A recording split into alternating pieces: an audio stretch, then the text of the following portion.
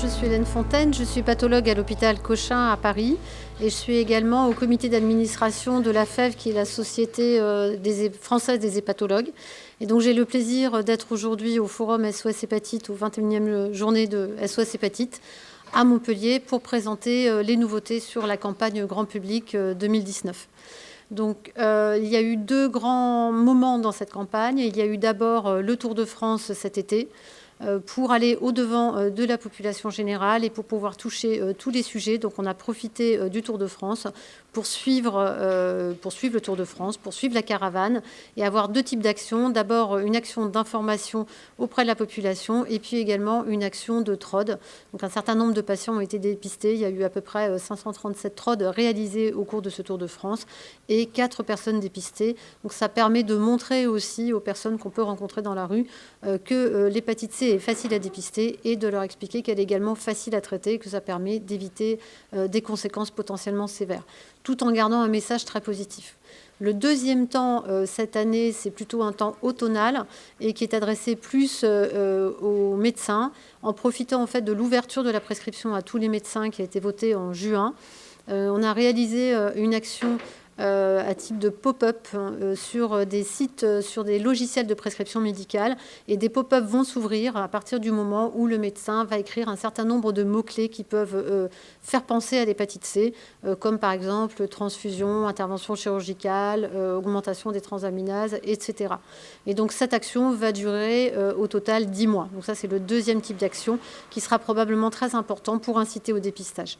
Donc on a toujours ces deux cibles qui sont fortement liées, c'est-à-dire la cible grand public avec toujours l'information principale, l'hépatite C peut être guérie, donc il faut la dépister. Toujours en déstigmatisant l'hépatite C, et ça je pense que c'est vraiment un point important et un point sur lequel on a réussi. L'autre cible, c'est bien sûr les médecins. Les médecins dans leur totalité et plus particulièrement les médecins généralistes, puisque c'est eux qui sont vraiment les premiers acteurs du dépistage et du traitement pour les patients entre guillemets simples, c'est-à-dire sans lésions évoluées et sans autre maladie du foie. Donc voilà pour les deux cibles. Les moyens utilisés, donc il y a eu le Tour de France, les pop-up dont je vous ai parlé, et puis également les insertions dans la presse. Soit la presse spécialisée comme le quotidien du médecin, soit la presse non spécialisée. Et les insertions, les encarts qu'on a pu avoir dans différentes revues ont touché à peu près 8 millions de personnes. Ça se rajoute donc au Tour de France qui a dû toucher environ 13 millions de personnes. Donc ça fait vraiment un éventail de personnes extrêmement important. Il faut savoir qu'après les Jeux Olympiques et les championnats de football, le Tour de France, c'est vraiment l'événement sportif qui est le plus suivi. Et puis on a profité de l'été, justement. Les gens sont en vacances et sont quelquefois plus sensibles pendant l'été à ce type de message. Donc le futur, ça va être de continuer ces actions en termes d'information du grand public et des médecins pour pousser au maximum au dépistage et au traitement. Le but vraiment, c'est d'aboutir à l'élimination de l'hépatite C, qui est un objectif pour l'Organisation mondiale de la santé 2030 et pour le ministère de la Santé en France 2025. Et ça sera possible à condition d'inciter au dépistage, de traiter tous les patients qui sont infectés et également de développer tout ce qui est moyen de prévention pour éviter les recontaminations et les nouvelles contaminations. Il faut vraiment insister sur le fait que guérir d'une hépatite C n'empêche pas d'en attraper une autre. Donc ça, c'est un volet très important.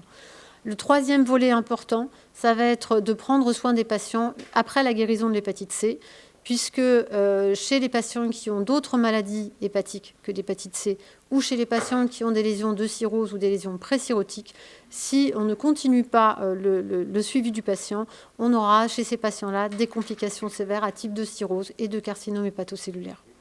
Voilà. Et enfin, pour ouvrir encore plus dans le futur, tout ce qui a été fait en collaboration SOS Hépatite et AFEF, c'est-à-dire association de patients et association de médecins, tout ce qu'on a pu mettre en œuvre pour l'hépatite C, il faudra en profiter pour l'hépatite B et pour d'autres maladies du foie. Alors pour l'hépatite B, c'est déjà un petit peu ce qui est en marche avec les états généraux de l'hépatite B qui ont été débutés. Et après l'hépatite B, il faudra probablement s'occuper d'autres maladies comme la surcharge en graisse au niveau du foie, la fameuse NASH.